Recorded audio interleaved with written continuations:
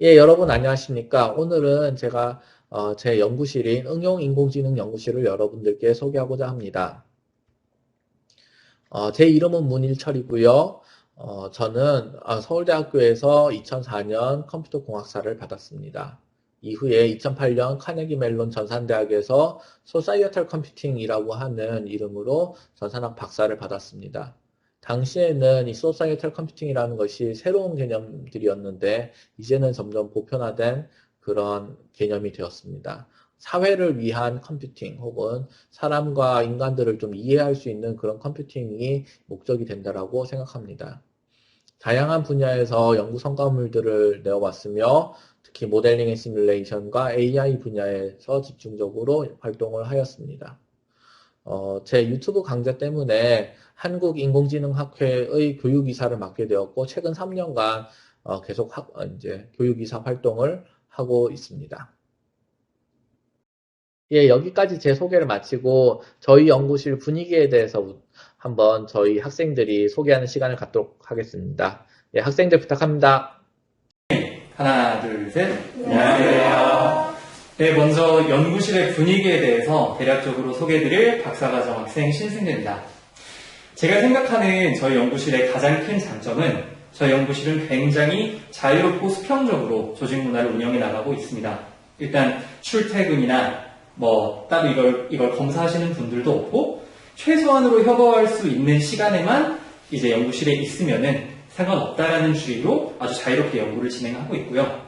이러한 연구 과정에서 이제 저희는 머신러닝이나 AI를 하다 보니까 프로그래밍적으로 여러 가지 설치나 여러 가지 좀 새로운 어떤 기술을 접목해야 될 경우가 많습니다. 이 경우에 대해서 우리가 최소한 그런 부분에 대한 설치로 시간을 낭비하지 않도록 저희 따로 이 부분을 해주시는 프로그래머 스태프분들이 상주에 계시고요. 또한 이 자유로운 분위기가 우리 연구 분야 선택에서 함께 영향을 미쳐서 각자가 제 개인의 관심을 반영해서 연구 주제 및 프로젝트를 이제 선택할 수 있다는 장점도 가지고 있습니다. 이에 대한 더 자세한 설명은 이제 다른 분들께서 해주도록 하겠습니다. 이번에는 저희 구성원 및 졸업생들을 제가 소개해 보도록 하겠습니다. 학생분들 분위기 소개해줘서 고맙습니다.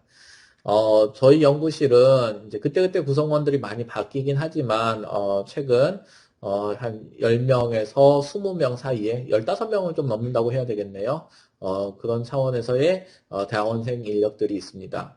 졸업생들은 지금까지 박사 7명, 석사 12명이 있어 왔습니다.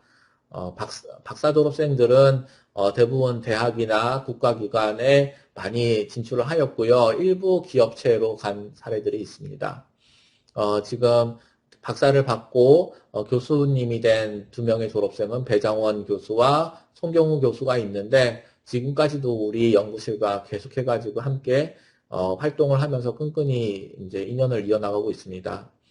국가기관으로는 애트리에 취직을 한 배장원 박사가 있었는데 대학으로 이제 이직하였고요. ADD 쪽에는 많습니다. 저희 신수진 박사, 김도영 박사 있고 석사 졸업생들도 ADD로 많이 갔습니다. 저희 연구실 MNS 분야에서 연구한 성과들이 있었기 때문에 이렇게 많이 졸업하게 됐고 신수진 박사 같은 경우는 AI 분야로 ADD에 진출한 사례가 되었습니다. 기업체 쪽에는 네이버 클로바의 박성래 박사가 또 취직을 하였는데, 최근에는 이제 클로버에서 나와가지고 업스테이지 AI인가 다른 새로운 AI 스타트업으로 이직했다고 제가 듣고 있고요. SKT 데이터 사이언스 팀의 이원성 박사, 김도형 석사 졸업생들 이렇게 있습니다. 하이닉스나 이제 삼성전자에도 저희 졸업생들이 가 있고요. 병역 특례 쪽은 이제 팀엑스에 많이 가고 연봉을 많이 준다는 얘기를 들었습니다. 그다음에 루이드라고 이제 새로운 AI 관련된 어학 관련된 스타트업 쪽에 저희 학생 한 명이 가 있고 NC소프트에도 가 있습니다. 박사 졸업까지 최소 4년 정도는 걸린다고 저는 생각하고 4.5년 정도까지 지금까지는 4.5년까지 저희 연구실에서 최대 이제 가르쳐 봤습니다. 5년 채 이상의 졸업생은 아직은 박사는 없고요. 이제 졸업 요건으로는 핵심 논문 2편을 얘기를 하는데, 여기서 핵심 논문이라고 하는 것은 예를 들면 우리가 굳이 더 설명하지 않아도 너무 훌륭하다라고 하는 것들을 알 수 있는 그런 정도의 어떤 수준의 저널이나 학회에서 발표하면은 저희들이 보통 그 수준에 이르렀다라고 생각합니다. 또 연구실에서 그런 공감대들이 있습니다. 네, 여기까지 저희 구성원 및 졸업생을 소개해 드렸습니다. 네, 안녕하세요. 석사과정 1년차 김성은입니다. 저는 석사과정 1년차로서 제가 느낀 저희 연구실의 선후배 관계에 대해서 말씀을 드리고 싶은데요. 저희 연구실은 입학과 동시에 굉장히 빠르게 적응하고 또 개인 연구에 집중을 할 수 있도록 교수님뿐만이 아니라 많은 선배님들께서 도움을 전달해주고 계십니다. 저희 연구실에 소속해 계시는 좀 훌륭하신 많은 선배님들과의 협력 연구, 프로젝트, 스터디 등을 통해서 저 같은 새내기 연구자들은 많이 배우고 또 연구적인 부분에 있어서 실질적인 도움을 많이 받아갈 수가 있습니다. 뿐만 아니라 저희 연구실을 졸업하신 선배님들이 함께 소속해 계시는 저희 연구실 단톡방에서는 개인의 생일이나 뭐 결혼과 같은 그런 특별한 일들을 함께 축하해 주면서 그런 돈독한 관계를 유지해 나가고 있고요.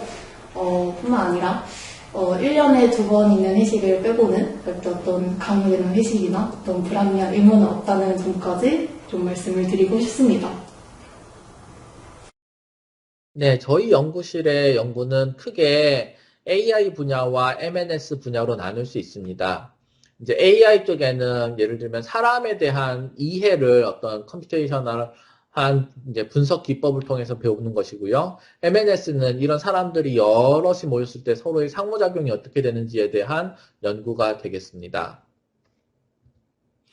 AI에 대한 연구는 다양한데요. 우선 저희는 사람 중심으로 이런 생성된 데이터를 분석하는 걸 첫 번째 목표로 삼습니다. 데모그래피 정보, 소셜 네트워킹 서비스 정보, 펄처스 히스토리 정보, 이미지 정보, 아니면 다이그노시스 프리스크립션 정보. 물론 다 이런 정보들은 이제 법의 제약 하에 이렇게 수집하고 혹은 저희들이 이제 샘플 삼아 받게 되고요. 이런 것들을 저희들이 핵심적인 어떤 연구실의 공통 기술이라면 레이턴트 모델링이라는 공통 기술을 통해 가지고서 이제 분석을 하게 됩니다.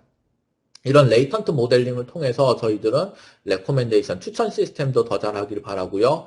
유저들에 대한 클러스터링이나 언더스탠딩도 좀 더 잘할 수 있게 되길 바라고, 유저들이 앞으로 아니면 꼭 유저가 아니더라도 사람들이 어떤 행동들을 앞으로 할까 이런 것들에 대한 프리딕션에 대한 연구도 합니다. 이런 어플리케이션 차원의 연구도 하지만 동시에 AI 근원적인 문제를 해결하고자 하는 부분도 있습니다. 젠더 바이어스, 페어니스 이런 것들은 최근에 많이 이슈가 된 것들이죠. 그래서 AI에게 이런 바이어스가 있을 경우 우리가 이걸 그런 바이어스를 편입견을 제거할 수 있느냐 이런 연구를 많이 하고 있고요. 그다음에 positive unlabeled learning, noise label learning 이런 것들도 다 사람들이 어떤 AI와 인터랙션 하면서 발생시킬 수 있는 그런 이제 프로블럼들이 되겠습니다. 연구 문제 요소들이 되기 때문에 이런 쪽의 연구를 하고 있습니다. 최근 몇 달간에 발표된 연구들을 잠깐 보시면요. 이제 페어니스에 대한 코잘 그래프 혹은 베리에이션 오토인코더 관련된 연구를 한 부분 볼 수 있고요. 포지티브 언레이블 러닝 관련된 데이터 마이닝 학회 발표, CIKM 발표들이 있고, 트랜스포머에다가 커널을 붙여가지고 시퀀셜 레코멘데이션을 더 잘하는 연구를 트리플 AI에 냈고, 그다음 비전에 대한 어떤 다양한 태스크를 수행한 것들을 knowledge distillation 통해서 태스크를 수행한 것들을 CBPR 2021년에 냈습니다. 마지막으로 또 NLP 분야에서의 그런 워드 벡터 속에 녹아있는 젠더 바이어스를 없애기 위한 연구들도 2020년에 Findings of EMNLP에 출간을 하였습니다. 이렇게 저희 연구실은 좋은 AI 학회에 논문을 내기 위해 노력을 하고 있습니다. 저희 연구실의 MNS 분야의 연구를 설명해 드리자면 예를 들면 이런 서울시의 야경이 되겠는데요. 서울시 야경에서 보이는 이 서울시를 우리의 필요에 따라 가지고 모델링 할 수 있겠느냐. 그런 버추얼 소사이티, 마치 심시티를 짓는 거랑도 유사합니다. 그런 심시티를 지을 수 있겠느냐의 연구가 있습니다. 특히 저희 연구실은 이런 서울시를 예시로 든다고 하면 서울시에서의 앰뷸런스 라우팅이라든지 mass casualty incident, 예를 들면 대규모 사상 사건에 대한 앰뷸런스 라우팅, 그다음에 병원에서의 응급처치에 대한 프로시저, 이런 것들에 대한 모델링을 수행하기 위해서 이제 시뮬레이션들을 만든 경험들이 있습니다. 이렇게 만든 시뮬레이션들은 그냥 버려지는 것이 아니라 의사결정이라든지 정책 제고, 정책 개선을 위해 가지고 활용되게 되는 것이지요. 그래서 다양한 교통망 분석, 세종시, 그 다음에 강남권, 서울 강남권에 대한 그런 분석들도 해본 적이 있고요. 그 다음에 군 관련된 연구들도 인공지능 기반 2대2 시뮬레이션, 혹은 연평도의 무인 수상전 같은 것들을 내떴을 때 어떻게 교전이 되는지에 대한 분석들, 이런 것들 다양하게 하고, 저희 연구실에 또 최근에 많이 하는 것 중에 하나가 주택시장에 대한 LTV, DTI에 대한 다양한 경제 시뮬레이션 관련된 연구들 이제 수행하고 있습니다. 예, 그럼 여기까지 저희 연구실의 연구 분야를 알아보았는데, 다음은 저희 연구실에 대해서 흔히 가지고 있는 질문을 질문에 대한 답을 들어보도록 하겠습니다. 네, 안녕하세요. 저는 박사과정 이번에 들어오게 된 나병수라고 합니다. 이번에는 이제 지금까지 들었던 연구실 소개를 바탕으로 몇몇 질문이 나올 수 있을 것 같은데, 그 질문들에 대해서 답변 드리는 시간을 갖도록 하겠습니다. 먼저 앞에서 교수님께서 잘 설명해 주셨지만, 그래서 우리는 어떤 연구를 하냐라는 질문이 있을 수가 있는데요. 사실 저희는 되게 다양한 주제에 대해서 연구하고 있고, 그걸 크게 시뮬레이션과 머신러닝으로 볼 수가 있을 것 같은데, 이 두 개 모두 가지는 결국 하나의 프레임이 주어진 데이터나 태스크가 있을 때 이걸 가장 잘 분석하고 모델링 할 수 있는 새로운 알고리즘을 만들어내는 데 있다고 생각합니다. 그래서 이 새로운 알고리즘을 만들기 위해서 수학적 지식이 들어가기도 하고, 그리고 그 새로운 알고리즘을 구현해내기 위해서 파이썬 같은 코드 구현이 진행되고 있습니다. 그럼 이때 코드 구현을 할 때 머신러닝, 딥러닝 하면 GPU는 CPU는 필요하다는데 그게 충분하냐라는 질문이 있을 수가 있는데요. 저희 연구실에서는 모든 학생이 데스크탑에 그래픽 카드를 하나씩 넣어주시고, 연구실에서, 그리고 뿐만 아니라 추가로 서버에, 저희 연구실에서 구동하는 서버에 GPU가 거의 40대 가까이 들어있고, CPU 같은 경우에도 시뮬레이션이 필요할 수가 있는데 이것도 고성능으로 3대 보유를 하고 있어서 연구를 하는데 장비로서 문제가 되지는 않았습니다.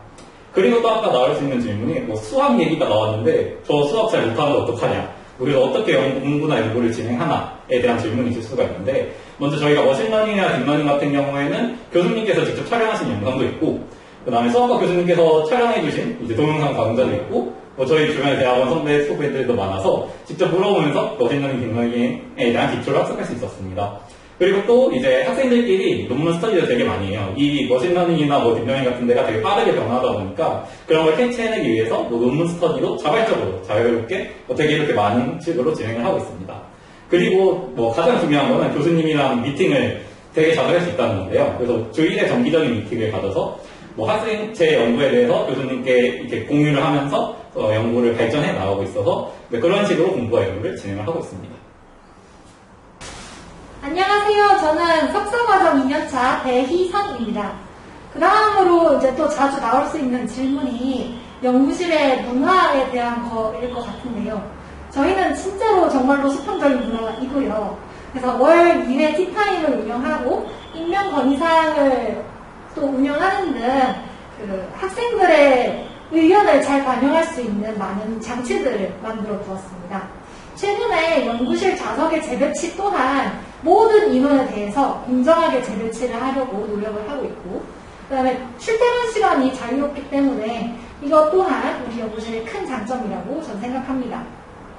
그러면 이렇게 했을 때 정말 실적이 나오는지가 궁금하실 것 같은데, 최근에 저희 학회 저널의 퍼블리시 실적을 보면은 확실히 실적이 정말로 잘 나오고 있음을 아실 수 있을 것 같고, 근데 이렇게 실적이 잘 나오는 이유는 저희의 주제 선정이 굉장히 자유롭기 때문에 본인이 각자 흥미있는 연구를 해서 이런 높은 결과를 잘 만들어내지 않았을까라고 생각합니다. 또한 주 1회 교수님께 연구 지도를 받을 수 있기 때문에 그 연구 지도로부터 오는 아주 큰 장점들이 있다고 생각합니다. 논문 작성 시에도 교수님께서 세밀한 지도를 함께 해주십니다. 그 다음에 좀 현실적인 질문이 될 수 있는데 월급이 얼마인지 궁금하실 거라고 생각합니다. 저희 월급의 기준은 일단 연구에 지장이 없을 정도로 주신다고 생각을 하고, 또한 박사과정의 경우에는 연차별로 증액이 되는 걸로 알고 있습니다. 그리고 저희는 저희 연구 래피 말고도 추가적으로 뭐 TA 일을 했거나 또 다른 일을 했을 경우에 그 금액을 다 추가적으로 넣어주시기 때문에 여유롭게 받는 편으로 알고 있습니다. 네, 안녕하세요. 연구실 박사과정 4년차 김동준입니다. 또한 나올 수 있는 질문에 학생 선발 관련해서 우대하는 경우가 있는지가 있는데요. 교수님께서 이번 학생 선발에는 시뮬레이션을 연구할 학생을 우선적으로 선발하신다는 말씀을 하셨습니다. 시뮬레이션이라는 건 무엇이냐면 저 같은 경우에는 머신러닝과 시뮬레이션을 둘 다 연구한 입장에서 조금 더 시뮬레이션 쪽에 친화적으로 말씀을 드리자면 머신러닝은 잘 정제된 데이터셋 그리고 잘 정의된 상황에서 아주 조그만 스케일의 문제를 풀 수 있는 반면에 시뮬레이션이 할 수 있는 것은 훨씬 더 머신러닝이 할 수 있는 것보다 거대한 스케일의 문제를 풀 수 있습니다.